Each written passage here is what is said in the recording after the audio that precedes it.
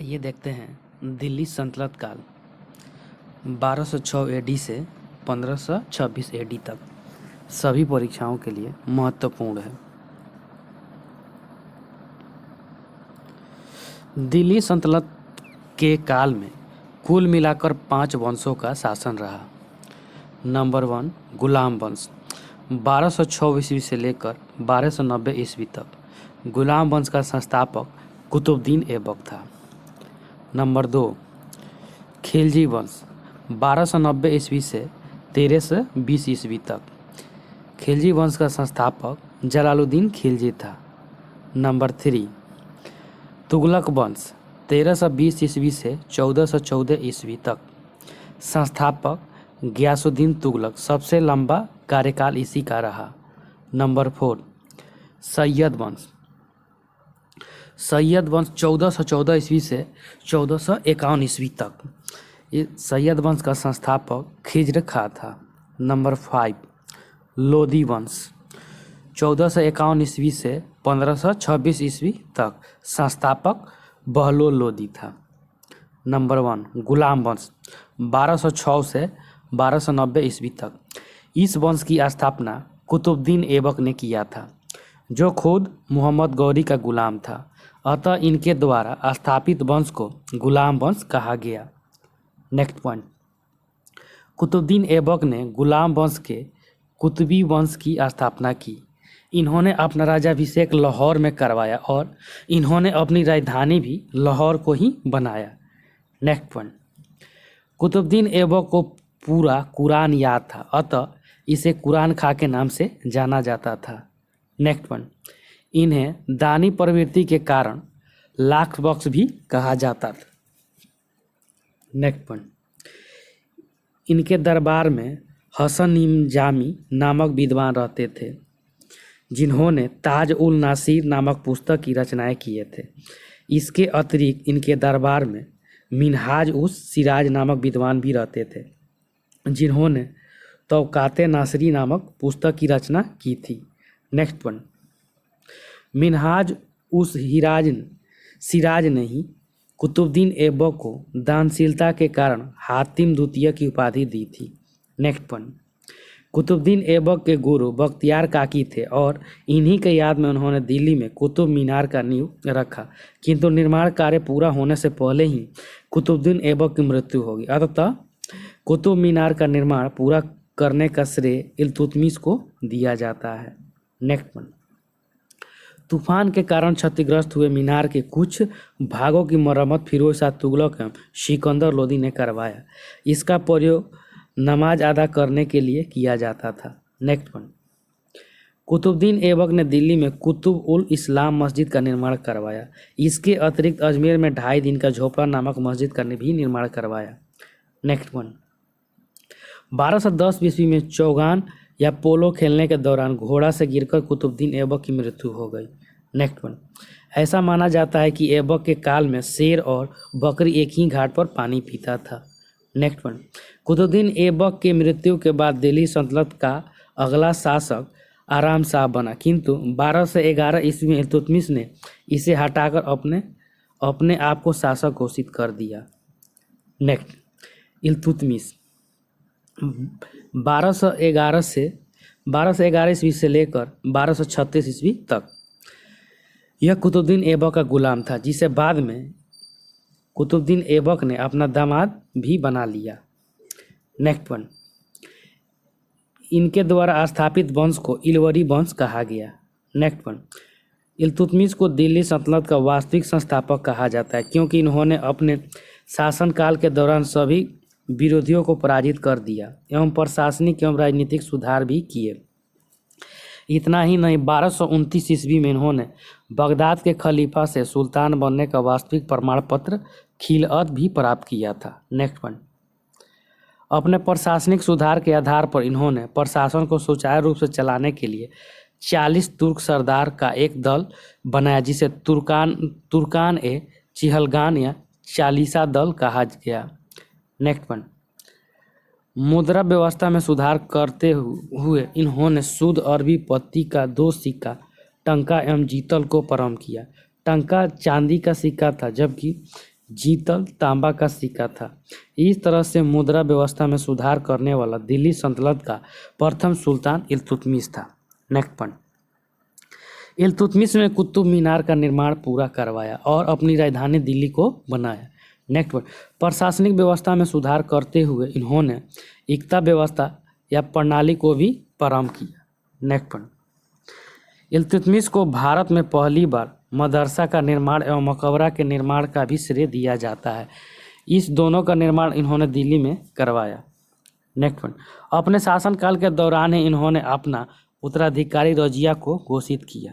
Next point, 1236 ईस्वी में इल्तुतमिश की मृत्यु हो गई। इनके मृत्यु के बाद तुर्क सरदारों ने पुत्री रजिया को शासक न बनाकर रुकनुद्दीन फिरोज को दिल्ली सल्तनत का शासक घोषित कर दिया, किंतु रजिया सुल्तान शुक्रवार को नमाज अदा करने के वक्त लाल वस्त्र पहनकर दिल्ली की जनता से न्याय की भीख मांगी और दिल्ली की जनता ने रजिया का साथ दे दिया और रुकनुद्दीन फिरोज को हटाकर दिल्ली सल्तनत का अगला सुल्तान रजिया सुल्तान को घोषित कर दिया। नोट, तराइन का तीसरा युद्ध 1215 ईस्वी में हुआ था, जिसमें इल्तुतमिश ने अपने प्रतिद्वंदी एल्दौज को पराजित किया था। नोट, इल्तुतमिश के काल में जलालुद्दीन मांगवर्नी का पीछा करते करते 1219 ईस्वी में मंगोल आक्रमणकारी चंगेज खां दिल्ली तक आ पहुंचा था, किंतु इल्तुतमिश ने बड़े ही सूझबूझ का परिचय देते हुए जलालुद्दीन मांगवर्नी को दिल्ली से वापस भेज दिया और दिल्ली को सुरक्षित कर लिया। नेक्स्ट, रजिया सुल्तान 1236 से 1240 ईस्वी तक। रजिया सुल्तान दिल्ली सल्तनत के साथ साथ पूरे मध्य काल की पहली महिला शासक थी। रजिया सुल्तान इस्लाम धर्म के विरुद्ध महिला होकर भी पुरुष की तरह कोट और टोपी पहनकर दरबार आने लगी। इसका तुर्क सरदारों ने विरोध करने लगा।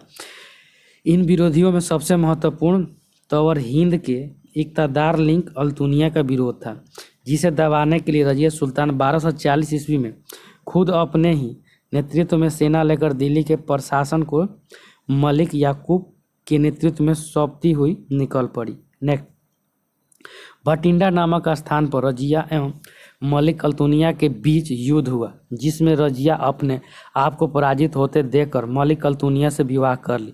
दोनों विवाह के पश्चात जब दिल्ली की ओर लौट रहे थे तो कैथल नामक स्थान पर कुछ डाकुओं के द्वारा दोनों की हत्या कर दिया गया। नेक्स्ट पॉइंट, रजिया के शासनकाल को असफल माना गया, जिसका सबसे प्रमुख कारण विभिन्न विद्वानों ने उनका महिला होना बताया। हालांकि कुछ विद्वान का कहना है कि रजिया की असफलता का मुख्य कारण तुर्क सरदारों का महत्व कम देना था।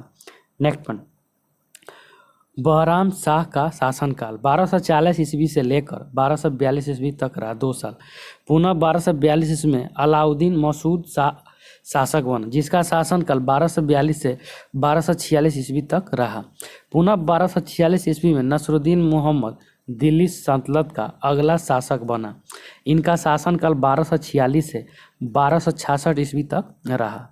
नेक्स्ट पॉइंट, इन्होंने अपने वजीर के पद यानी प्रधानमंत्री पर बलवन की नियुक्ति की, जो धीरे धीरे अपने शक्ति को मजबूत करने लगा। 1246 ईस्वी में नसरुद्दीन मोहम्मद के मृत्यु के पश्चात दिल्ली सल्तनत का अगला शासक बन गया। नेक्स्ट पॉइंट, बलवन 1266 ईस्वी से 1288 ईस्वी तक।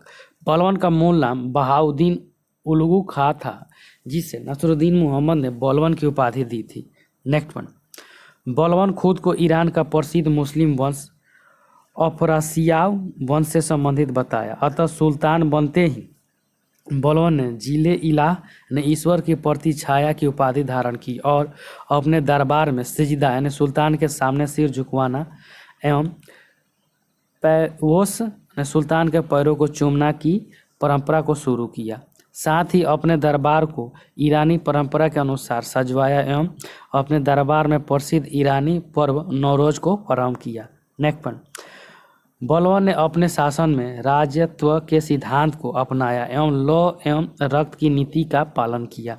नेक्स्ट पॉइंट, शासक बनते ही बलवन ने इल्तुतमिश के द्वारा गठित चालीसा दल को भंग कर दिया और साथ ही बलवन ने अपने पदाधिकारियों के प्रति कड़ा रुख अपनाते हुए दिल्ली सल्तनत में पहली बार गुप्तचर व्यवस्था को प्रारंभ किया। इसी गुप्तचर व्यवस्था के आधार पर बलबन का शासन सफल माना गया। नेक्स्ट पॉइंट, बलबन के दरबार में अमीर खुसरो, अमीर हसन जैसे विद्वान रहते थे। नोट, अमीर खुसरो का जन्म उत्तर प्रदेश के एटा जिले में हुआ था। यह दिल्ली सल्तनत के कुल 8 शासक के दरबार में रहे थे। इनकी सबसे प्रमुख रचना तुगलकनामा है। नेक्स्ट पॉइंट, इन्हें कव्वाली गायन का जनक माना जाता है। तबला एवं सारंगी नामक वाद्य यंत्र का खोजकर्ता भी थे। नेक्स्ट पॉइंट, बलबन ने अपने पौत्र का नाम भी ईरानी परंपरा के अनुसार ही रखा। इन्होंने कहा, जब भी मैं किसी निम्न कुल के व्यक्ति को देखता हूँ तो मेरा हाथ तलवार पर चला जाता है। नेक्स्ट पॉइंट, 1288 ईस्वी में बलबन की मृत्यु हो गई और उनके मृत्यु के बाद उनके 2 पुत्र कैकुवाद एवं क्यूमर्स 1290 ईस्वी तक शासन किए, लेकिन 1290 ईस्वी में क्यूमर्स की हत्या जलालुद्दीन खिलजी नामक व्यक्ति के द्वारा कर दिया गया और इन्होंने दिल्ली सल्तनत में गुलाम वंश के स्थान पर एक नया वंश खिलजी वंश की स्थापना किया। नेक्स्ट पॉइंट, खिलजी वंश। खिलजी वंश 1290 ईस्वी से 1320 ईस्वी तक। खिलजी वंश के संस्थापक जलालुद्दीन खिलजी थे, जिनका शासनकाल 1290 ईस्वी से लेकर 1296 ईस्वी तक रहा।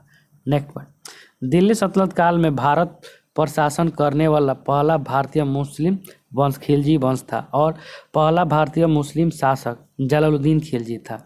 नेक्स्ट पॉइंट, जलालुद्दीन खिलजी के काल में कडामानिकपुर में मलिक छज्जू ने विद्रोह कर दिया, जिसे अली गुरसप ने अलाउद्दीन खिलजी ने विद्रोह को दबा दिया गया। जलालुद्दीन खिलजी ने अपनी राजधानी किलखोरी को बनाया। नेक्स्ट पॉइंट, जलालुद्दीन खिलजी ने अपना पहला सैन्य अभियान दक्षिण भारत के शासक रामचंद्र देव के खिलाफ किया, जो देवगिरी के शासक थे। इसमें रामचंद्र देव की पराजय हो गई। इस अभियान का नेतृत्व अलाउद्दीन खिलजी ने किया। थैंक यू फ्रेंड्स, अच्छा लगे तो लाइक, सब्सक्राइब और शेयर जरूर।